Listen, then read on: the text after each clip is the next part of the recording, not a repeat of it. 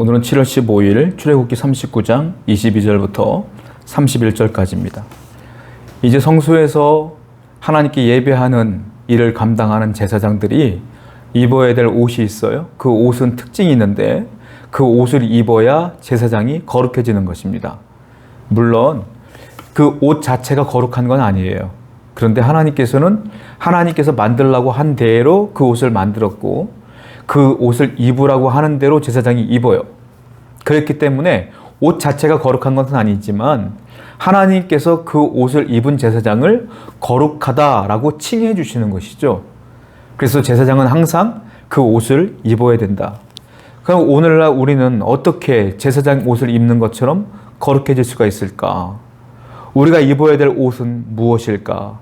그 이야기를 한번 살펴보고자 합니다. 22절부터 23절을 보니까 제사장 옷이 나오는데 에봇 받침 긴 옷을 전부 청색으로 짜서 만들되 그 옷의 두 어깨 사이에 구멍을 내고 갑옷깃같이 그 구멍 주위에 깃을 짜서 찢어지지 않게 하고, 그러니까 에봇 받침 긴 옷을 전부 청색으로 만들어요. 그리고 이것을 통으로 만들어요. 하나로. 그리고 어깨에는 구멍을 내서 깃 같은 것을 집어넣어서 묶어요. 그래서 찢어지지 않도록 합니다. 중요한 게 청색이라는 색이고요. 또 하나는 통으로 만드는 거예요. 찢어지지 않도록. 이게 무슨 의미냐면 정결함을 의미해요. 찢어지지 않는 정결함. 청색이라는 건 정결함을 의미하는 색이에요. 그러니까 제사장 옷은 정결하다, 거룩하다, 깨끗하다 이런 의미거든요. 그러면 우리 성도들은 이 세상을 살아가는데 어떠한 옷을 입어야 되느냐? 바로 정결한 삶, 거룩한 삶, 깨끗한 삶, 세상에 물들지 않는 삶을 살아야 된다 하고 하나님께서는 말씀하시는 거예요.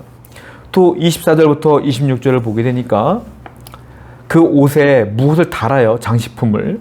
24절 청색, 자색, 홍색 실과 가는 배실로 그 옷 가장자리에 석류를 수놓고 석류의 모양으로 한 걸 달아요.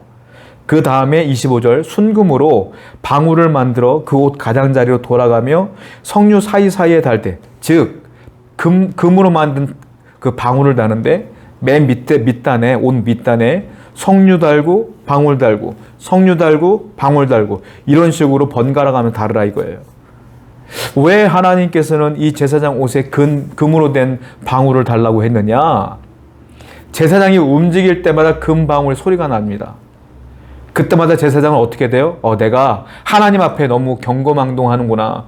조심히 움직여야지 하고 소리를 듣고 조심조심 움직이면서 예배를 드리는 거예요.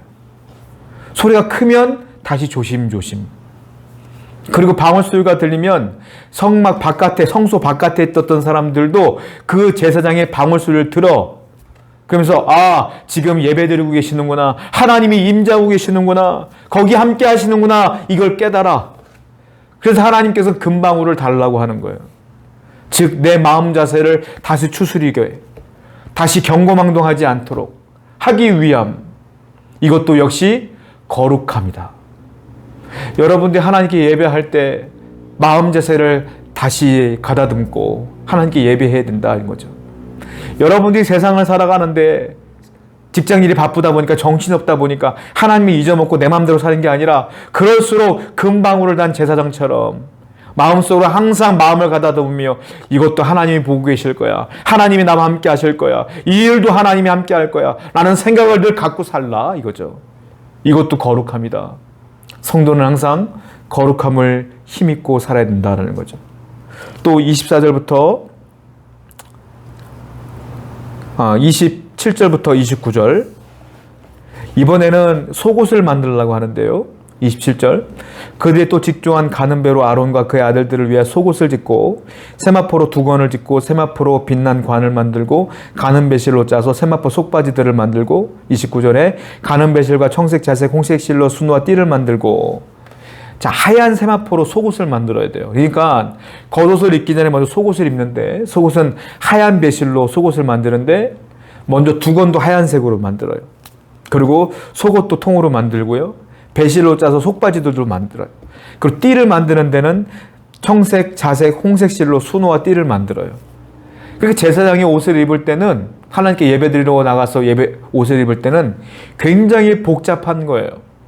먼저 속옷부터 차근차근히 입고 겉옷을 입고 나중에 흉패도 붙이고 이런 과정들이 있는데, 이것도 역시 무슨 과정이냐면 이 옷을 하나님이 만들러 간 대로 입으면서 하나님의 뜻을, 하나님의 은혜를 생각하라는 거예요. 생각하라.